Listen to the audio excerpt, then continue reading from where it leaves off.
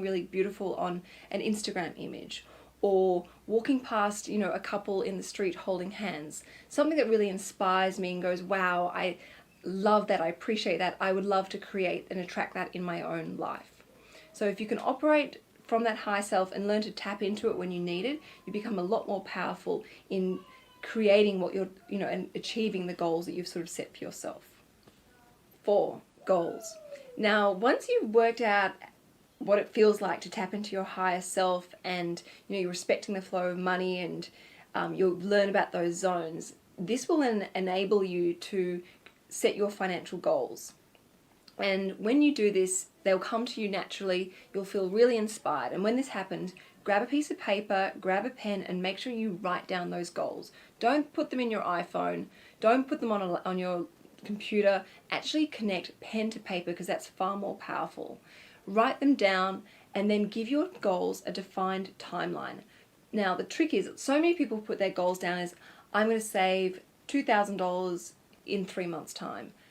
It's always, if you don't give your goal an actual specific date, that goal of saving, say, $2,000 is always going to take, it's always going to be 3 months, in 3 months, and you just keep pushing that goal more and more forward.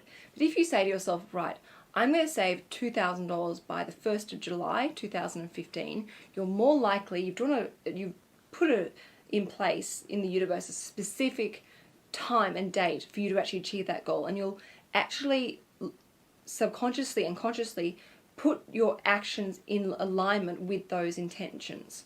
So you're more likely to have success.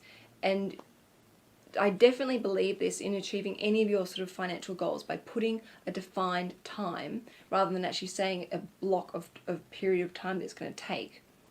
So make sure that you regularly look at these goals, and as I've done in my other videos, keep that piece of paper where you're going to look at it every day. Keep it in your wallet, keep it on your bedside table, put it with your toothbrush, somewhere where you're going to look at your goals, and so that because energy goes where attention flows.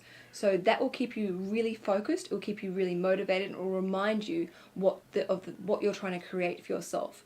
And when you set yourself intellectual and meaningful goals, I really believe the universe supports you in that and will help bring about opportunities for you to achieve those goals. So magical things happen in the universe. We create these shifts, and things open up to help us achieve those goals sooner, or to achieve them in an easier manner. So really open up your mind and really define those goals. And the more information you can put on those goals, the better outcome for you. 5, actions. Okay, so now you know the financial goals that you want to achieve, which is really great. You've written them down, you've given them a defined date that you want to achieve them by. We need to back them up with the correct actions. Now, the universe around us is made up of energy, vibrating waves of energy. Albert Einstein has, discovered this, and it's a fact. So when we set a goal, we've got to make sure that we match the same vibrational action in alignment with that goal. So remember at school you may have done a science, a very, very basic science experiment where you'd show water flowing from one side of an object to the other in a fish tank maybe.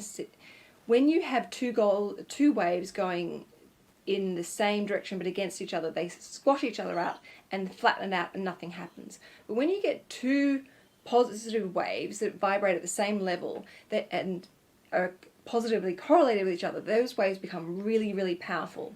So that's what we want to do with your goals. We want to align the goals with the right positive action so they're positively correlated and make you really powerful.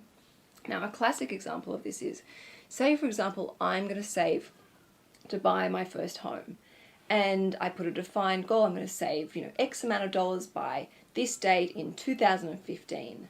But then I take my actions and even my feelings, and I feel really frustrated and disappointed and annoyed and angry that I'm just not able to buy a place for whatever reason. And so I go and wander around my local shopping centre feeling depressed and angry. That is the wrong vibrational energy. That is just going to, of course you're not going to achieve your goals if you have that kind of attitude and action behind your goals.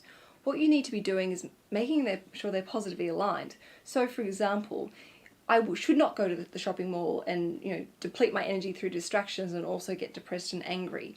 I need to be doing things that are related to the goal of buying my first home. So I should be researching. I should be looking online, getting an idea of how much I can spend, how much I can borrow, what neighborhoods, what might suit me, maybe even speaking to a few real estate agents to get an idea of what value, looking online, maybe even inspecting a few properties, getting really excited and motivated and focused and with lots of direction so that I'm more likely to achieve this goal. And that will then also help you stay in a really positive attitude and have a really exciting, I guess, headspace and feeling of excitement, which will keep you focused and keep you motivated. So thinking about keeping your thoughts, feelings, and actions all positive related, all working with each other and helping you achieve your goal. I guarantee if you apply this, you will achieve your goal sooner, it will be easier, and you'll find it as more of a magical experience. It's exciting. And I mean, I'm talking about this in relation to money, but you can apply this to everything. You can apply this to eating healthily. For example, say you want to lose some weight. If you apply it by thinking positively about losing weight, about how fit you're going to feel, how healthy you're going to feel strutting around in a swimsuit